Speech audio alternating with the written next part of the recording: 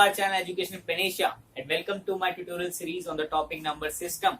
And now in this lecture we will continue the previous video जहाँ पे हमने सीखा प्राइम फैक्टराइजेशन कैसे निकालते हैं और उसको अप्लाई कैसे करते हैं एलसीएम निकालने में। तो आइए डायरेक्ट मूव ऑन करते हैं एचसीएफ पे। एचसीएफ निकालने के लिए भी we will follow two steps. First step में we will do the prime factorisation of the given numbers and in step 2 we will select the least power of the numbers prime factors present in both the numbers. Consider the example 45 and 18. ये example देखिए, इसका मैं prime factor करूंगा तो पहले इसको split किया 3 into 15। हाँ 3 एक प्राइम है, रख लिया। फिर 15 एक प्राइम नहीं है, इसको दोबारा स्प्लिट किया 3 और 5 में। अब 3 भी प्राइम है, 5 भी प्राइम है, मतलब मेरा 45 का प्राइम फैक्टराइजेशन हो गया। 45 क्या हुआ, 3 into 3 into 5, that is 3 to the power 2 into 5. In the similar way, I will do for 18, and after doing for 18, it will come out to be 2 into 3 into 3, that is 2 into 3 to the power 2. Here the prime factors now are 2, 3 and 5, जो कि दोनों number में present है। अब मैं उन सब की लीस्ट पावर सिलेक्ट करूंगा। तो आइए सबसे पहले 2 की लीस्ट पावर सिलेक्ट करते हैं। अब देखिए 2 इस नंबर में तो प्रेजेंट है 18 में, और 2 की पावर क्या है 1, लेकिन 2 जो है वो इस नंबर में प्रेजेंट नहीं है आप कहेंगे, तो अब इसकी लीस्ट पावर क्या होगी। लेकिन मैं लिख सकता हूँ इंटू 1 इस नंबर को, 1 से मल्टीप्लाई करने पे कोई फर्क नहीं पड़ेगा। अब मैं 1 को लिख सकता हूँ 2 to the power 0, क्योंकि any number raise to the power 0 is 1। तो अब देखिए यहाँ पर इसकी पावर प्रेजेंट है कितनी, 2 to the power 0, और यहाँ पे कितनी प्रेजेंट है 2 to the power 1। तो least power of 2 is 0। Now moving on to 3 is present in both the numbers, so we don't need to multiply with 3 to the power 0 in both the numbers. Like in first number इसकी power क्या है 3 की 2, और second number में क्या है power 3 की 2। तो लीस्ट पावर क्या हुई, 2 और 2 में कौन छोटा है, दोनों बराबर है, तो लीस्ट पावर 3 की हुई 2। Again moving on to least power of 5 is present in this number but 5 is not present in this number, so we will multiply this with 5 to the power 0। Now the least power is obviously 1 और 0 में से कौन छोटा है 0, तो least power of 5 is 0। So now the simply HCF is 2 to the power 0 into 3 to the power 2 into 5 to the power 0, and these two are simply 1. So 1 cross 3 to the power 2 cross 1. So HCF is 9. Now let's move on to very important concept of finding the total number of factors.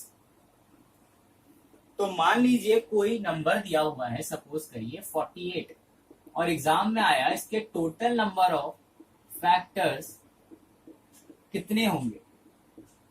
तो आप इसके factor manually निकालने बैठेंगे तो उसमें बहुत time लग जाएगा।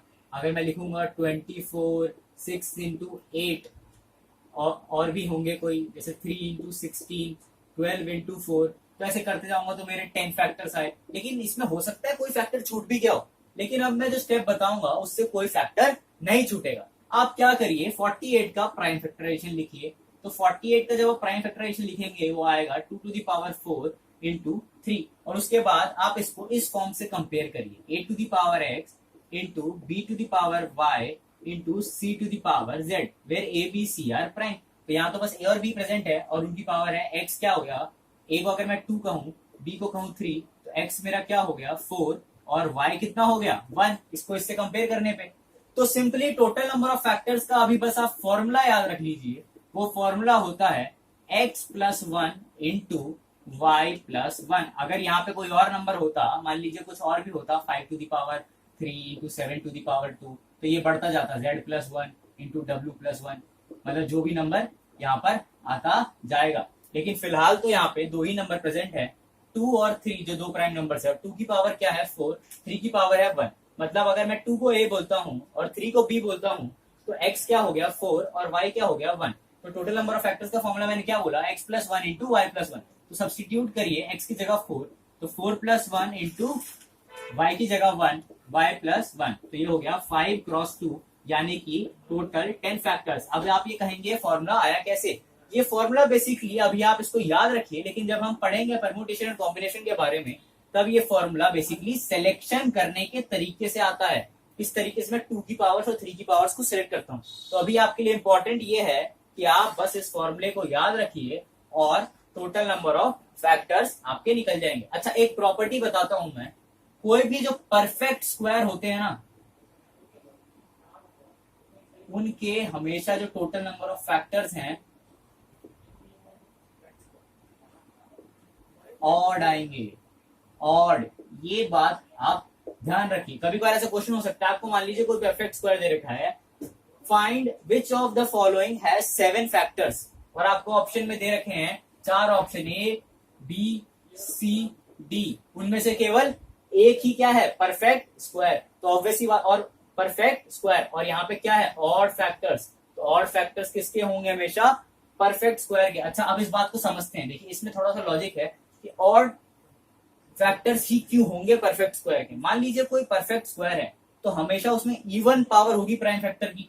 मान लीजिए अगर मैं बात करूं 100 की, 100 का प्राइम फैक्टराइजेशन करूंगा तो आएगा 2 to the power 2 into 5 to the power 2। इसके हमेशा इवन फैक्टर्स इसलिए होंगे ताकि जब आप इसका अंडर रूट लें तो आपका एक परफेक्ट नंबर आ जाए ना। इंटीग्रल वैल्यू अगर इवन नहीं हुए सबकी पावर, मान लीजिए 2 की पावर 3 हुई, तो आप एक ही पावर निकाल पाएंगे कॉमन, फिर तो अंदर √2 बच जाएगा ना। तो ये परफेक्ट स्क्वायर की कंडीशन सेटिस्फाई नहीं हुई। तो हमेशा इवन पावर होगी प्राइम की, इवन पावर होगी प्राइम की परफेक्ट स्क्वायर के केस में। तो अगर ये पावर इवन है, ये पावर इवन है, तो x+1 y+1 मैं करूंगा तो मैं क्या कर रहा हूं बेसिकली, x+1 क्या होगा, ऑड, y+1 क्या होगा, ऑड। क्योंकि x और y जब भी जब भी परफेक्ट स्क्वायर की बात करूंगा उसके टोटल फैक्टर्स अगर फॉर्मूला x+1 y+1 z+1 है तो x हमेशा इवन होगा, y भी हमेशा इवन होगा, z भी हमेशा इवन होगा। तो x+1 ऑड होगा, y+1 ऑड होगा, z+1 भी ऑड होगा। तो odd into odd into odd क्या हो जाएगा, ऑड। मतलब जो परफेक्ट स्क्वायर है ना उनके हमेशा क्या आते हैं, जो टोटल नंबर ऑफ फैक्टर्स होते हैं वो हमेशा ऑड होते हैं। Perfect square has total number of factors and that factors are odd numbers, means odd number of factors, like उनके कभी फैक्टर इवन नहीं होंगे। जैसे कोई परफेक्ट स्क्वायर है उसका factor, total number of factors कभी 8 नहीं हो सकता, उसके हमेशा क्या होंगे, ऑड नंबर ऑफ फैक्टर्स। तो हमने आज की वीडियो में सीखा कि टोटल नंबर ऑफ फैक्टर्स कैसे निकालते हैं। आगे वीडियो में हम सीखेंगे सम ऑफ फैक्टर्स और प्रोडक्ट ऑफ फैक्टर्स को कैसे निकालेंगे। तो अगर आपको ये वीडियो पसंद आई तो इसको लाइक करिए, शेयर करिए और सब्सक्राइब करिए, और अगले पार्ट्स के लिए देखते रहिए मेरे साथ नंबर सिस्टम की वीडियोस।